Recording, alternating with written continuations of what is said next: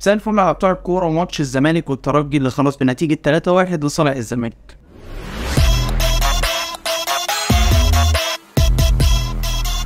وندخل في الشوط الأول اللي الترجي كان عنده لعبة واحدة بيلعب عليها وهي الطولية اللي في ظهر المسلوسي، ولو تفتكروا نفس الكرة دي اللي جه منها الجون التاني في ماتش الذهاب، لكن بسرعة في الدقيقة 8 سيف فاروق جعفر يقدر يضغط عالي ويقطع الكورة وكأنه صنع هدف لنفسه. عايزك تركز على زيزو، وبص ملقاش حلول فما رفعش الكورة وخلاص، لا لانه وقف على الكورة. وبص عين زيزو فين، هيبص مش هيلاقي اي اوبشن، هيقوم مرجعها لتحت من غير ما يبص لسيف فاروق جعفر. والدقيقة 25 تيجي ضربة الجزاء المضحكة دي، بس مش هنتكلم عليها كتير وهنعديها، ويخلص الشوط الأول والزمالك متقدم 2-0. وندخل في الشوط الثاني اللي الزمالك كان متحفظ جدا وهو كسبان 2-0، ما كانش فيه أي مبرر أو خطورة من الترجي تخليك تتراجع بالشكل ده. والدقيقة 55 عبد الغني الطيب قوي المهاجم يقدر يلف بيه بكل سهولة، وبيفكرني بمدافع أعرفه كده، ويسجل الترجي الهدف الأول. بعدها الزمالك وقع بدني تقريبا والفريق اتراجع تماما، وكأنهم مستنيين يجي فيهم التعادل، وفضل الماتش ماشي على الوتيرة دي لغاية ما تيجي الدقيقة 91 دقيقة العظمة بالنسبة لي في الماتش كله. أي حد لعب كورة هيحس بالعظمة اللي زيزو عملها في الدقيقة 91.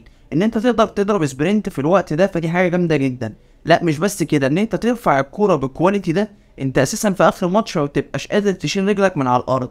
بص زيزو رفع الكورة بجودة عاملة ازاي على دماغ الجزيري بالظبط متقشرة. ومش عايز انسى برضه المجهود الجبار اللي عمله سيف الجزيري طول الماتش وفي اللقطة دي بالذات. ويخلص الماتش بنتيجة 3-1 ويفوز الزمالك ويبقى عنده 4 نقط في المجموعة، بس برضه شباب بلوزداد يكسب ويبقى عنده 6 نقط ويتأزم موقف المجموعة تاني. والمشكلة الكبيرة ان الزمالك لسه معاه ماتش مع بلوزداد في الجزائر، فيا ترى الزمالك يقدر يصعد من هناك ولا لسه موقف الزمالك صعب في المجموعة؟ لو عجبتكم الحلقة ما تنسوش تعملوا لايك وسبسكرايب وشير، واشوفكم الماتش الجاي على خير.